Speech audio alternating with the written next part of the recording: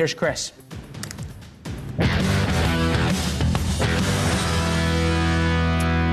Welcome to NewsNation. I'm Chris Cuomo. Right now, there's a window of opportunity in SoCal. The angels among us, our first responders, are going for it in Southern California to try to get on top of these fires as the winds have died down. But it's going to be an epic effort to get that done before the next wind event comes, which is latest Monday. Now, I keep saying that the numbers that people seem to want to know about of dead and missing and injured, it's too early to be indicative of the depth of this tragedy. Numbers like 10 people confirmed taken by the fire, 36,000 plus acres having burned, which is already equal to the size of Miami, Florida. But these are early. We have at least 10,000 structures that are destroyed, and the fires are still burning hot.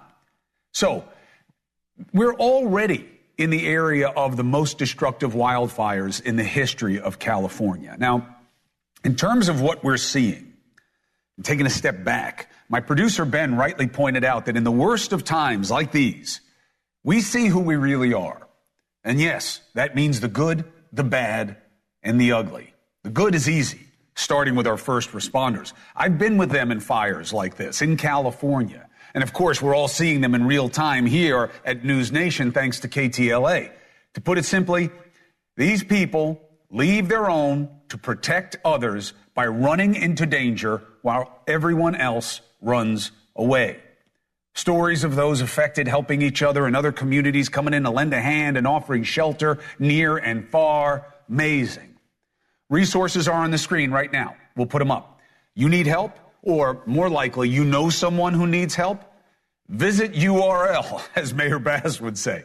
Go to recover.lacounty.gov. Recover.lacounty.gov. To make it easy, we're going to put a QR code up there. It'll take you directly to the county's website so you can get help for yourself or you can help others source some help. You have animals. Okay. You don't want to leave them. You need to shelter with them. You can't find somewhere for them. Great.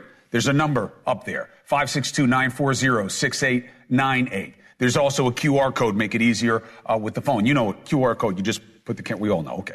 So you can visit the Los Angeles County Animal Care website there, all right? And next week, we'll take you through where the animals are and where the people are and where they need to be and what they need in those places. We'll stay on this.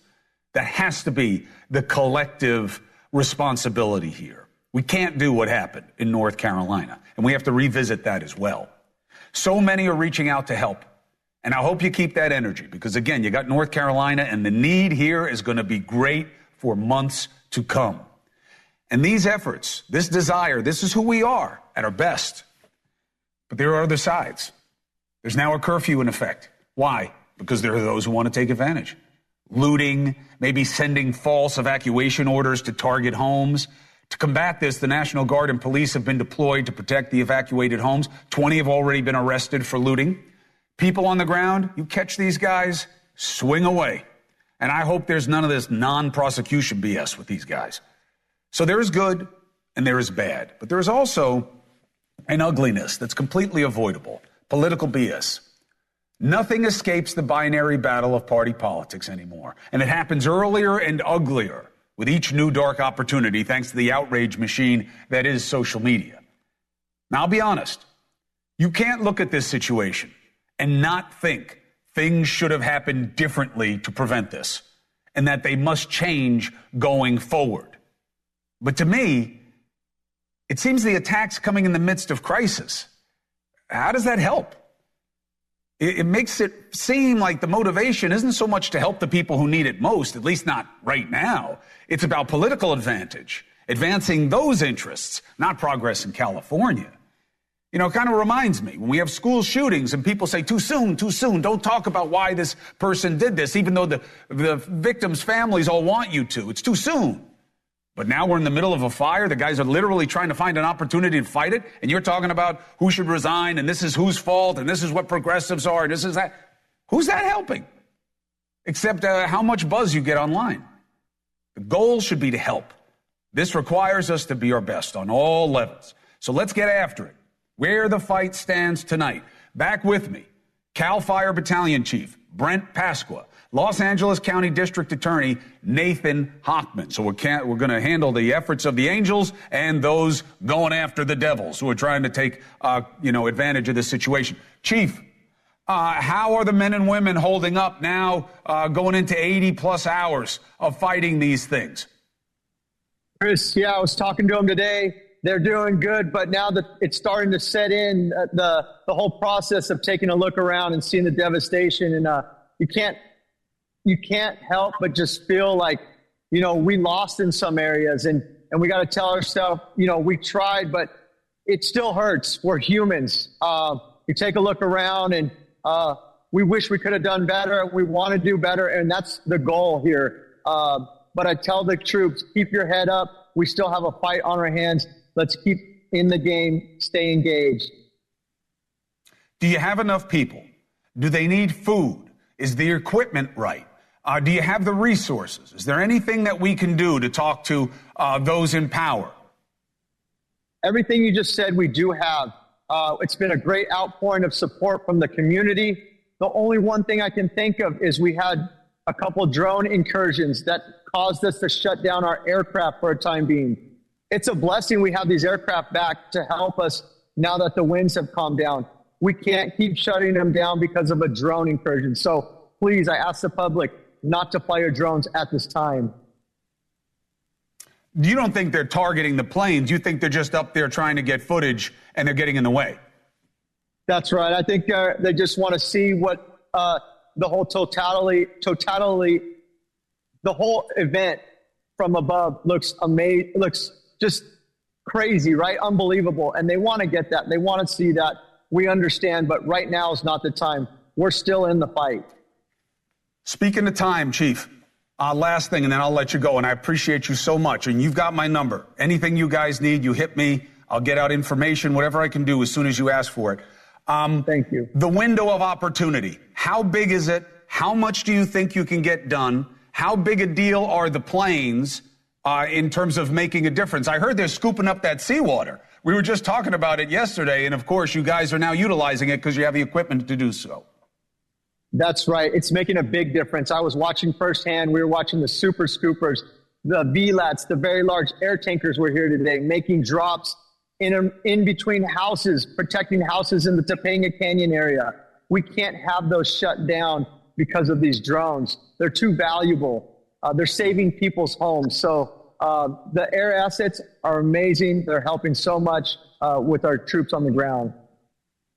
My producer's telling me in my ear they dropped they dropped 1,600 gallons, and they're either even bigger military grade ones that'll drop about 3,000 that are coming to help. Do you think you can get it done in a way that the next wind event won't erase all the progress? Now I'm coming to you, Mr. DA. Thanks for your patience. I do. We've been blessed with these couple of days of calm winds. The winds that are predicted to follow are not like we saw the first 2 days of the fire. So even if they're gusty, I believe we'll still be able to put this fire out and gain containment of this fire. So, Chief, I'll leave you with this. The only thing I've heard you say since we met that I take issue with is every report from the ground is they can't believe what your men and women have been able to do to this point. And the idea that you've lost anything makes no sense. You had no business making any progress against these fires with the turbocharged effect of these winds that I've never seen like this, even in that region, even in the Santa Ana culture. So it's the only thing I've ever heard you say that I've got a question, Chief. And please let the men and women, as someone who is a paid observer, who is in the media, so I'm set up to be negative and nasty. I got nothing bad to say about your men and women, and I wish you well going forward, Chief. Thank you so much, sir. All right, brother. Be well. I'll be in touch. Mr. DA, thank you. What are you putting yourself sideways for? There you go. Mr. DA. Yes. You got me? Good to be here, Chris. Good. I didn't like you getting sideways there with me, figuratively, at least. So you heard the chief about the drones. What is your warning to people who seek opportunity of making content online that gets in the way with the first responders? So here's the warning. If you actually set off and want to fly your drone in airspace that is targeted as fire evacuation areas, it is a crime. You will be arrested, you will be prosecuted, and you're going to be punished to the maximum extent of the law. We're sending that warning out to anyone doing it with drones, and we're absolutely sending that warning out to looters. We have over 20 looters already that have been arrested, and I've been absolutely crystal clear on what's about to happen to them. Those cases will get to the DA's office. We're going to throw the entire book at them and seek maximum punishments. It is absolutely despicable if people end up taking advantage of an incredible tragedy in people's lives. My sister lives in Pacific Palisades. She lost her home. Hundreds of her neighbors have also lost their homes. And if people think they're going to illegally profit from this opportunity, if they view it as an opportunity, they're going to be met with the entire book of law and very harsh consequences. Good. None of this non-prosecution stuff. It is a good time to show that California can flex its muscle and knows right from wrong. I appreciate you. Anything that we can do to advance your efforts to the community, what you're doing so that people know what will happen, we're a call away. And I appreciate you for coming on tonight. Absolutely. And thank you for getting that message out, because we're sending the warning because we don't want any confusion later that people thought it's not a big deal. We're just going to slap you on the wrist. No, we have the ability to put people in state prison, county jail, huge fines, and we want to actually deter them from committing these crimes in the first place. That's the goal. But if they don't, heed our warning, and the consequences will be severe and significant. Good. People need to hear that, and it's a welcome change. D.A. Hochman, thank you very much. And again, we're a call away. We'll speak again soon. Thank you very much. All right, so now I want to direct attention to what the people who have been victimized are going to have to face, all right? And I want to tell it through the story of someone I've introduced you to already. Young guy who's helping his parents who need his help. He helped them get out of their place. He was right to get them out. Their building wound up having real problems. They're somewhere safe now, but they got dropped by their insurance company. Remember, almost 7 in 10 people got dropped by State Farm. Why? You can get into it, and I don't know that you can just blame the companies. I've got a problem with insurance companies. There's no question about it. But we also have to look at, well, forget about just the blame. Who's going to help these people now? All right? And that's what I want to do. I want to follow it through so everybody's aware. Now, the California Insurance Commissioner is on alert. This is what Ricardo Lara said today. Last night, I issued a bulletin to protect homeowners affected by the Palisades and Eaton fires from non-renewals and cancellations by your insurance companies for 1 year. This covers you even if your home wasn't destroyed or damaged in the wildfire. I'm also calling on insurance companies to suspend any pending non-renewals and cancellations that homeowners received before these fires started. I also urged insurers to extend the payment grace period beyond the existing 60 days for policyholders in areas directly affected by the wildfires. All right, grace period, good. The most important thing he said there, because, canceling policies now, whatever, that would be criminal in my opinion. But if you sent a notice before the fires, don't act on those. Well, when? See, that's going to be the sweet spot because they canceled their policies before these events. And the question is why? The insurance companies will say because they stopped land management practices that made them see more risk. So they got out of the area, State Farm and others. Back with me tonight is Chad Comey, 31-year-old musician, artist, living with his parents. Their condo burnt down. They were dropped by the insurers, okay? I asked to join us tonight Rick Tutwiler, okay? He's the owner of a claim adjusting firm. He is a guy who advocates for people like Chad and their families, and they're going to need people like him right now. So, Brother Tutwiler, thank you very much for being with us.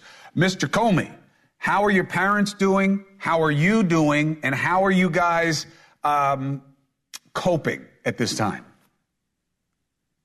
Thank you so much for having me back on, Chris, tonight. I appreciate it. I'm doing well. I'm alive and kicking. That's what matters right now. I could be better. I could be worse. And I'm just grateful to be alive. I was pursuing my dream of becoming a musician. I was able to save 3 out of 17 guitars. I mourn many of the ones I couldn't get out, but I also am grateful that I have something left with me to create art. Today, one of my friends swung by the friend's place where I'm staying in Santa Monica, and he dropped off a bag of guitar picks.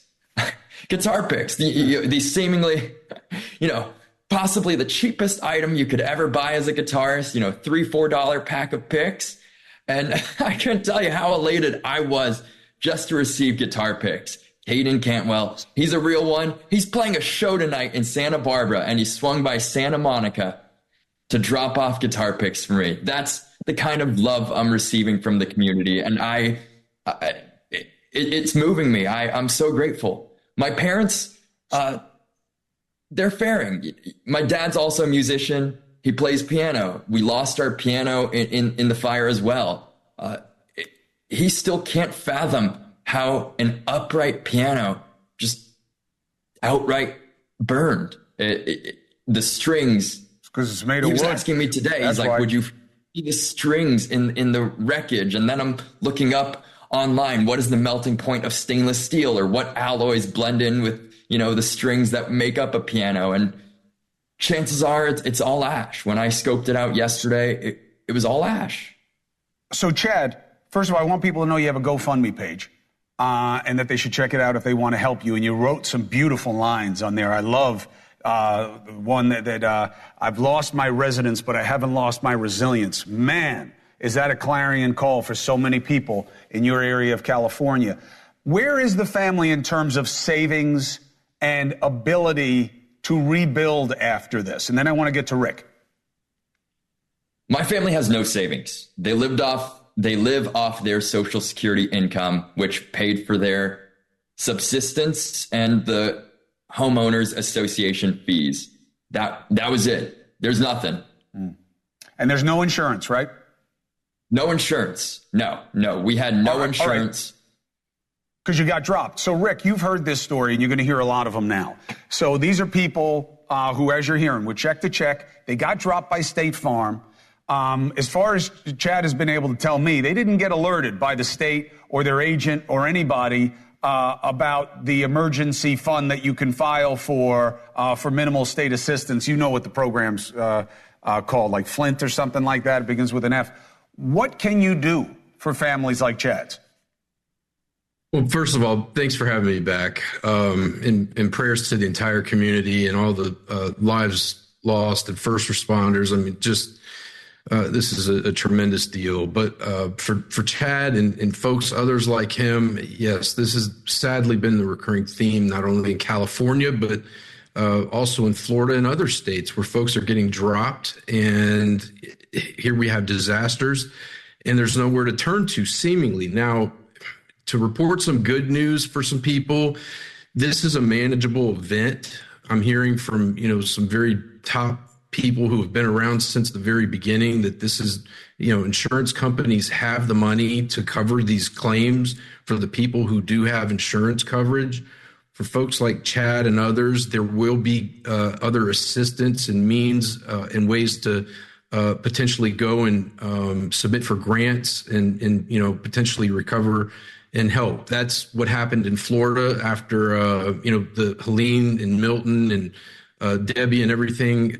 There were a lot of folks that didn't have insurance and who had not paid for insurance for some over 30 years that were able to go and submit through FEMA. And some of those folks got more money from, FEMA grants than they actually did, than people did from folks that were, paying premiums and got from their insurance companies. So there will be help coming forward. All right. Just know that. So there's a key question, and then we'll leave on this, but then we'll rejoin, Chad, as you go forward and you figure out what FEMA can do and what the state can do, et cetera, et cetera. And I'll keep bringing Rick back so we can help you through it as an instruction to everybody who's watching. When did your family get dropped by State Farm? Do you know? May 23rd. It was Farmers Insurance. May 23rd, 2024. Sorry. So May. Do you think, Rick, that fits in the window of what the insurance commissioner was just talking about? Well, specifically on the farmers issue. Oh no, they're telling me in my ear it's only 90 days. So June, July, August, you're outside the windows. Yeah, and that very well may be. That actually happened in Florida. Farmers pulled out of Florida as well. And so what has happened here, I think the big concern is that the regulators need to be monitoring, and also the insurance commissioner, is the opportunity for some of these undercapitalized insurers who may not be able to cover the cost. And that's a concern as well, as people are looking for affordable insurance. And I think that needs to be given attention as well. But I'm not sure about the situation with farmers. It may be out of the window. Probably just need to monitor it. But again, there will be assistance that comes in that will be made available to Chad and others going forward. So if I could offer that glimmer of hope. All right, so Chad, you're going to be advocating for your family. I'll be in touch with you. You've got my number. I'll be bringing Rick back in as you got to make decisions and choices. We'll use his guidance and we'll figure it out. And best to your family, best to you. Use your art. People need your music right now. Write about what you guys are experiencing. The whole country is watching and they want to be connected to it. And Rick, thank you very much. Appreciate you. Thanks for having me. Thank you so much. Thank you so much, Chris. Thank you. All right, I'll talk to you. 4 minutes and 5 seconds.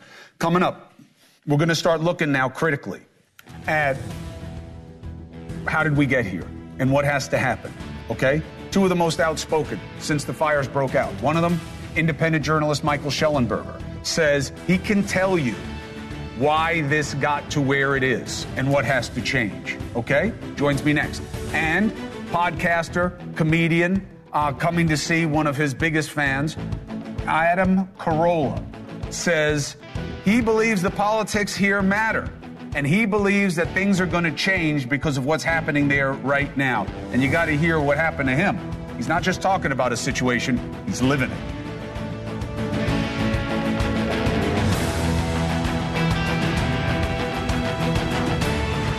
Journalist Michael Schellenberger posted on social media today that California progressives achieved what they wished for with these fires. What does that mean?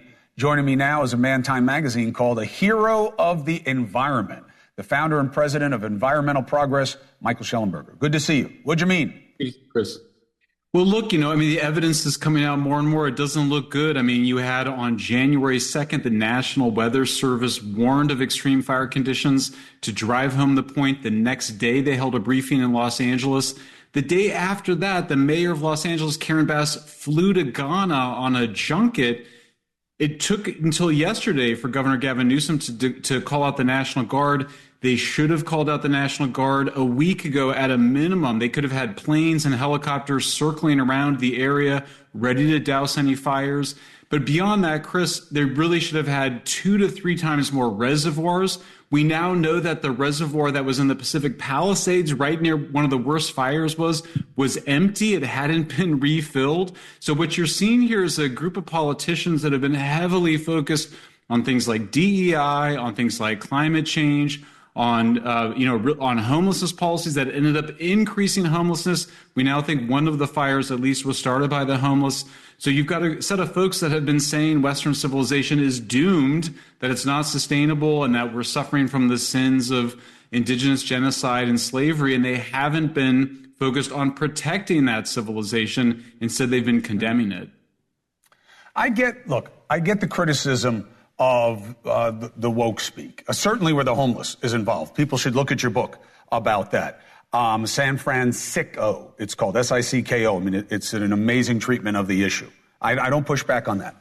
The governor's office does push back on the idea that they didn't do anything to help manage the conditions that led to this fire, that this so-called decree that he was supposed to sign never existed, that land management has been taken seriously and has been advanced, and that water is not an issue. And the first responders say it's not that they don't have enough water. They didn't have enough pump pressure to get to some of the hills that they needed to in Pacific Palisades. What do you make of those? Well, it's deflection. I mean, they didn't have enough pressure because they didn't have enough water. I mean, nobody's going to disagree that they needed 2 to 3 times more reservoirs. You know, Gavin's talked a big game about it, but he hasn't executed. So we haven't had a new water project since 1979. You know, his constituents have been against those sort of things.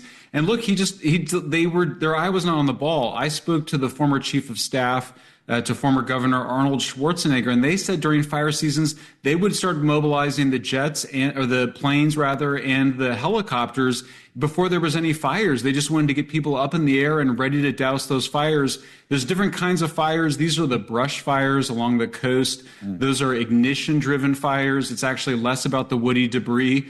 But look, they just haven't, you know, Gavin Newsom's eye has been on the presidency. It hasn't been on doing the basics to protect Los Angeles. How do you think he's doing in this moment?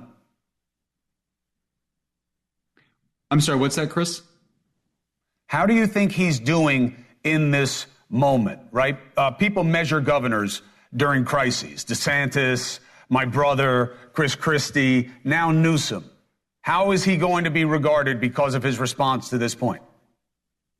I mean, I just think it's going to be really bad news. I mean, I think it's hard. I mean, it's really shocking, the level of devastation. I mean, I think we're at like, 200,000 people that have been evacuated at this point. Mm-hmm. The fires are still raging. I mean, this is just, I mean, it's an incredible disaster. You know, we were all looking at earthquakes. But, you know, I think, you know, whatever else you thought of Gavin Newsom, if you were somebody that really thought he was doing a good job before this, this is really a black mark on his entire time in government, because, of course, he's been there now for 6 years. He had a lot of time to prepare. He had a lot of time to get those reservoirs built and filled with water, and it just didn't happen. Let me ask you one other quick thing while I have you. You and I are both very concerned about state-sponsored and corporate-sponsored censorship. Zuckerberg, as far as I can tell, just said everything he said in front of Congress on the Rogan podcast, and it's like being treated like it was new. Is this just because people didn't pay attention to what he said in Congress because he wasn't a player in the disruption team of, you know, Trump +1 on the Rogan podcast until now? What did he say there that we didn't know already? I'm looking at a transcript of him having said that the Biden officials cursed at him about COVID-19 stuff. He said it. He said it in Congress. What did we learn?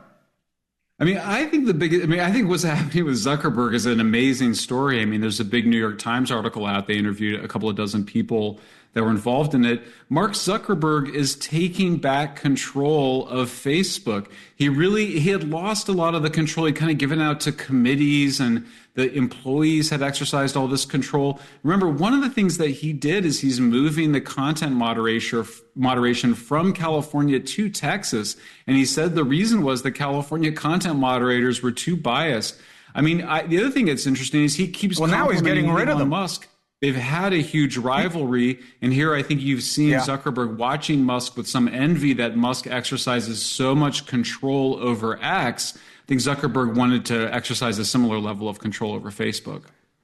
Well, he says he's getting rid of the moderators. He's going to community notes, which, of course, Elon did at Twitter, you know, with mixed results as far as I'm concerned. Do you think he's envious of Musk's corporate leadership or his proximity to power with Trump? And he sees that he's getting outmaneuvered and is now saying and doing things that are very Trump-friendly. I mean, look, there's no denying the fact that these changes are happening after he met with Trump and in preparation for the Trump administration. But, you know, look, Chris, I just kind of also see his broader rebrand as a bro, as a tech bro, as a masculine bro, as a patriotic guy.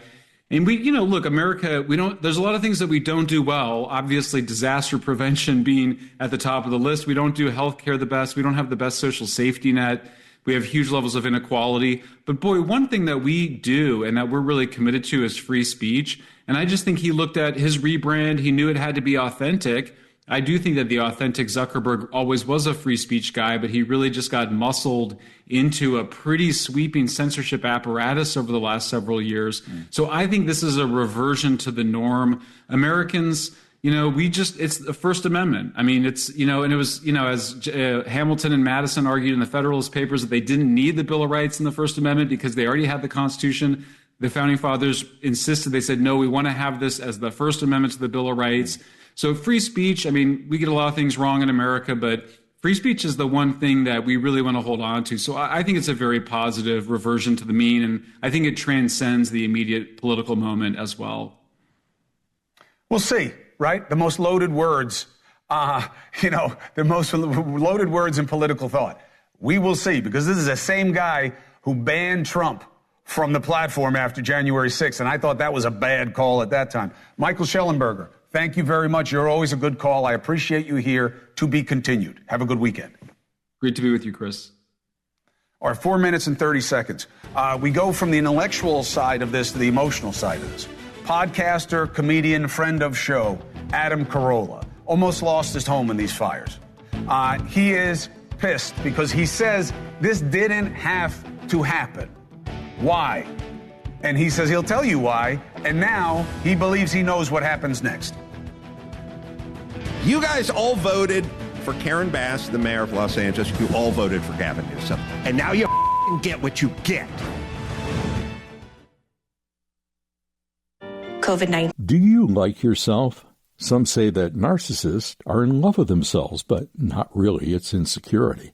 Dr. Gary Probst here with thoughts of self-love in just a moment. This is for parents and grandparents of teens or preteens suffering from anxiety. Most young people have dangerous levels of anxiety today. It can lead to depression and self-harm, but you can help if you understand. Get the new book from Dr. Probst, A Parent's Guide to Teen Anxiety and Stress, now on Amazon and Audible. Just search for Dr. Probst, Probst, and Teen Anxiety on Amazon and Audible. Probst and Teen Anxiety on Amazon and Audible. Much of your negative inner voice is from the actions of others. A neglectful parent, bullies, a teacher who demeaned you.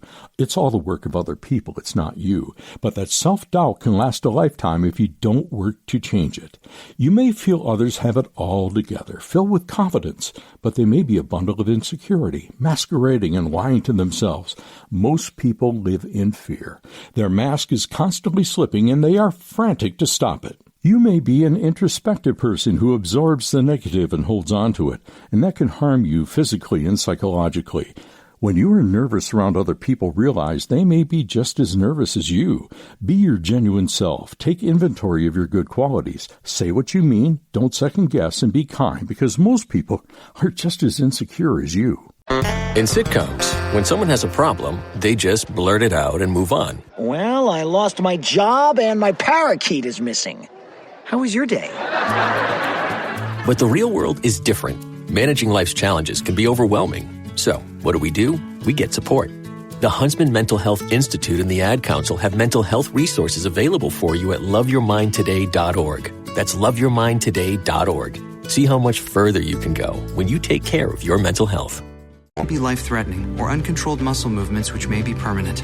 Common side effects include sleepiness, dizziness, nausea, and dry mouth. A lot of people have trouble filing their taxes. I wonder if I can help. You can help people with low to moderate income file their taxes through the IRS's Volunteer Income Tax Assistance, VITA, or Tax Counseling for the Elderly, TCE programs. As a volunteer, you'll learn how to prepare individual tax returns, and at the same time, you'll help taxpayers get tax credits and deductions they're entitled to. If you'd like to volunteer, go to irs.gov and type Tax Volunteer in the search field for more details.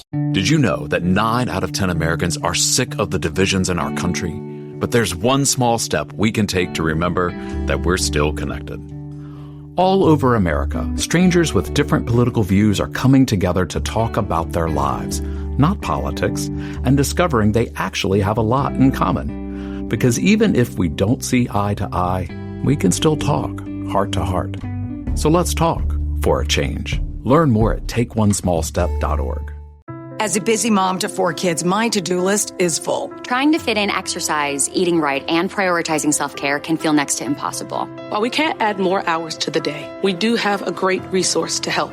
Go Red for Women has easy tips, tools, and information to help you and your family live a healthier life. So to all the moms, the aunts, grandmothers, and amazing women out there doing it all, visit goredforwomen.org/momlife today. You take care of them, Go Red for Women will take care of you. This is the Chef of Love, Chef Jannard. TV host and restaurateur. My grandparents harvested their land to sell food and share this overflowing bounty with our community. Grandma said, for every yam we pick, we give one away. In the world they cultivated, I love preparing and eating dinner with my family on Sundays. When our resources changed, food assistance programs sustained us. They gave me fuel to start my first culinary business at 16 years old, and inspiration to donate the extra food in my community. Through my life, I've developed an appetite to work with others to ensure everyone has access to the nutritious food we need to thrive. Together, we can help end hunger. Come on, join the movement with Feeding America by volunteering, donating, and advocating. Learn more at feedingamerica.org/act now. Brought to you by Feeding America and the Ad Council. As a matter of fact, good luck. Because here's the deal. All these people who were deep blue Democrats are now going to have to pull a permit to rebuild. And they're going to get the 28-year-old from the Coastal Commission telling them to go. And then they're going to vote for Trump. Yeah, I don't disagree with that. I think getting permits in Southern California has always been tough. Whether you're rich, whether you're not, now maybe even worse. Adam's pissed. The California fires are very personal for him. And he believes that there wasn't just an act of God here. There was an act of man. And it's about politics. And I want to talk to him about why. Adam Carolla joins me now. It's good to see you, brother. I'm very sorry that you're living through this right now. Yeah, it's traumatic. I mean, thankfully, I can compartmentalize and sort of separate, what I have to do in my job and talking to people like you and the place I grew up in on fire. But it's pretty devastating. I live in Malibu, and so I had to flee on Tuesday night, and Malibu is ravaged. I mean, Pacific Coast Highway all the way down, $30 million homes, one after the other, dust to the ground. So here is the point of contention. Was it avoidable? One version of it is no. Santa Ana winds like this, never seen anything like it. You built populated areas in places that are prone to fire. Nothing you can do in situations like this. How do you see it? I see it as nothing that's a force majeure, act of God. You can't prevent certain things, I would liken it to Katrina.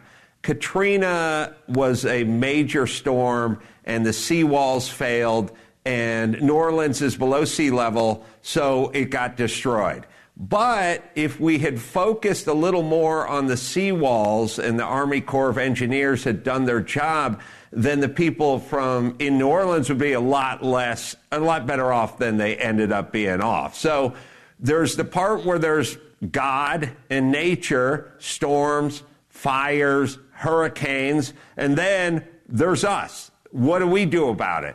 I used to do earthquake rehab for a living. That was my business. You get a 7.2 in Los Angeles, a couple of freeway overpasses fall down, and a couple of parking structures fall down, but it's not mass devastation. When that happens in Guatemala, you get thousands of people dead because they don't have the infrastructure, the building, the rebar, the reinforced concrete. They don't do what we do. You can't avoid the earthquake, but you can mitigate it by being prepared, and Understood. We were not prepared. Understood. So let's talk about why you think you weren't prepared. Last 10 governors, since let's say the 60s, 70s, you've had 5 Republicans, 5 Democrats. You've had Jerry Brown and now Newsom. So you've had a bunch of years of Democrats in a row. You say that's where the blame lies. Mayor Bass, Governor Newsom. Why? What should they have done that they didn't? Well, obviously we're finding out in the post-mortem that the aqueducts were empty or not filled to a high enough capacity, and that the budgets had been cut, and that the force hadn't been cleaned, the force floor deforested and things like that, which are things we could have done. They're not sexy, and I don't know that a Republican would have done them. They're not sexy. I do know the Democrats spent a lot of time talking about the LGBT community and the trans community and DEI hires and patting themselves on the back for having the first this or the first that. And it seems like there's an inordinate amount of time and energy spent on stuff that doesn't affect the local average citizen. And just as an example, I mean, Newsom has been championing this bullet train from Bakersfield to Merced, which is nowhere to nowhere, which is bum F to bum F. It's $60 billion over budget already. And we haven't seen a penny of that money in L.A. or in other parts of California. He's just putting it in a hole in the desert in Merced. Do you think, I heard you, and you are uncharacteristically pissed off. One of the reasons that I'm a fan of yours is that you're very funny, but you are rarely flagrant. And you say this is a major turning point, that Democrats will pay a price for this, and California may go red. You believe the voters will do that? Why? I do not think they have to go red. They have to just hearken back to the Democrat that you and I grew up with. I liked Bill Clinton. I thought Bill Clinton was very sensible. When he spoke about the border, infrastructure, safety, the military, I went, oh, yeah, for sure. I like that guy. I think it's either going to go red or it's going to force them to tack back to some sort of sanity where they were in 2001 or 2005. Not the insane woke squad Democrat, but the Democrat that we sort of grew up with. Let me ask you something about this dynamic. It seems to me that, and I'm not accusing you of this, I would gladly do so, but look, you're living it, you know it, you've been around disaster relief before, so, yes, you're a funny guy and you're a great podcaster, but you also have acumen here. When I hear a lot of the political attacks, they sound political to me. Newsom should resign, this never would have happened if it weren't progressive policies. When we have a school shooting, these same guys who are complaining right now say too soon. Don't talk about anything, even if the victims' families want you to. Do you think that there is something to saving the politics of blame for after a crisis? And if you want to try to make it better. Show us some ideas. But what's your read on how we're seeing politicians respond to this? I'm not a huge fan of jumping into the blame politics in the middle of the catastrophe, but I do think school shootings and terrorist attacks are different than these sorts of situations, which were slow build and burns, pardon the pun, but things that have been happening over the course of months and years. We ended up with a catastrophe that had been percolating for some time, which is different than a sort of, spontaneous terrorist attack, which as much blame as you want to try to pass around, it's always pretty difficult to have avoided that. This is a little bit different in that it was a slow build. But I do agree with you ostensibly. I'm not into the blame game, especially in the midst of the catastrophe. But also, Gavin Newsom is so hated in California by many, and everyone has had such an impacted ass full of that sociopath that it's just a Band-Aid's getting ripped off and people are getting into primal scream therapy. Yeah, look, you haven't been subtle about your criticisms of the governor, but you also, you haven't sounded like Trump about it either. You always have a very specific reason behind what it is that you're doing. This is the first time I've even ever heard you talk about Newsom and hate. Okay, so again, I'm a fan of yours and I'm a friend of yours, but I respect the way you come at it. I will say this moment Crisis is how governors get measured. Whether it was Andrew Cuomo, Chris Christie, Ron DeSantis, they get measured in these moments. Newsom is being measured right now, and it is easy to criticize and see why people are saying he's being found lacking. We'll see how the legacy goes for him. Last thing from you. What does he need to do to change any minds tomorrow? I think he cannot play the victim when there's so many victims. He cannot start complaining about Trump or DeSantis or whoever weaponizing this against him for political gain. Regardless of whether it's true or not, it's time to never become that in this instance. So he cannot become the victim, which he sometimes, or he's already sort of begun going down that road of, they've politicized it. As much as they have, it's time to bite your tongue and just literally roll your sleeves up and join the fight. Adam Carolla, as it goes forward, if things you believe need attention that aren't being discussed about or people are getting wrong, I'm a call away. And I appreciate you weighing in, and anything I can do to help, I'm a call away. Thanks, Chris. I appreciate you. Thank you for coming on. 3 minutes and 45 seconds. Adam Carolla, you can like his take, you can dislike it, but it's not coming from nowhere. California Democrat, and there are a lot of people who agree with him, by the way, just look online. California Democrats are taking a beating. Do they deserve it? Maxine Waters, one of the longest serving California Democrats, has something to say. Next.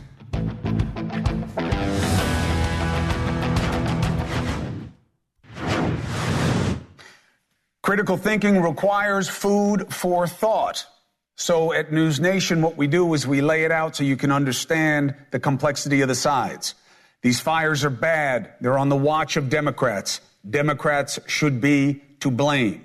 Is that fair? Let's ask one of California's longest serving and most zealous members of Congress, California Democratic member of Congress, Maxine Waters. Madam Waters, always a pleasure to see you. Happy New Year, and I am sorry for what your state is dealing with. Thank you, and it's good to be on the program at this very special time where all of this devastation is going on in LA County and around. Let me just say this. Today, I was at Westminster Presbyterian Church in Pasadena, and the people at that church, ministers, community leaders, all, they want more attention on Altadena. Altadena has, working people, people who may not have enough money by which to go and rent a hotel maybe for, months to come, etc. And so I would like to ask you and any other media individuals that may be listening, do everything that you can to get attention on Altadena. That whole area has just about been flattened, and we have working class people do not have a lot of resources. The other thing that I did was I contacted the School of Social Work over at UCLA, because I believe that social workers have a role to play with case management. We have people, not everybody is rich, and we have people who are, don't know where they're going, people who are in temporary situations that need some help in finding a place to live. We have people who need food. We have people who need health care, all of that. And so that's what I'm concentrated on. Now, I did hear you and Adam, talk about Democrats versus Republicans. I'm not into that. I'm not into the blame game. I'm not into talking about whether or not Gavin Newsom is trying to protect himself and run for president. None of that. When I was at Westminster today, they talked about hope. And all of these ministers came from all over that area. Some of them had lost their homes, they had lost their cars, they had lost everything. One of the ministers had on the same clothes that he had on when he was first, made aware of what was going on. So I think it's time to use the media in a more professional and productive way. I would like to see all of the media have running on their screens where people can get help. in all of these communities. Instead of this business about Democrats or Republicans, get the information up on the screens. Where can you go in Altadena? Where can you go in Pasadena? Where can you go in Malibu? Where can you go in the Palisades? Where can you go in San Fernando Valley? They don't know. They're looking for help, and that's what we should be dedicated to. I agree. And you too. We are doing it. We will continue to do it. I think you are right. However, it can also be seen that you don't want to talk about the politics because it's on your party, because the mayor and the governor are Democrats who arguably should have had the people in Altadena better prepared for this. They should have the resources more available so they don't need me to put them up because the state has been doing the work. And that if they've been preparing the situations for wildfires like they were made aware of, instead of cutting deals with PG&E and insurance companies, they would have prepared the state. That is not unfair criticism. Is it too soon? Maybe, but the questions are real. Let me tell you something. I'm not in the business of protecting anybody. And I think that my work over the years that I've been involved have been absolutely on point in dealing what has to be dealt with in order to help the people. First thing you got to understand is services cost money. And we should be willing to get the richest people in this country, the richest 1% that is protected, make sure they pay their fair taxes so that we can have the money to provide the services. With that money and with those resources, the people who have been selected or elected to do the job should do the job. I don't care who it is. It could be Democrat, it could be Republican, it could be whatever. But the fact of the matter is, we all should have heavy hearts right now, but we should have faith, and we should be on, point for making sure that we do everything to help the people that need us. Damn it, you can do the politics later. You can come and talk about Gavin Newsom later. You can talk about the Democrats later. I don't care who you talk about, but don't use up this precious time to do petty politics. Use the time to educate and to share information and to let people know where they can get some food, where they can get a place to stay, where they can get some clothing, on and on and on. That's where I am. I don't know where.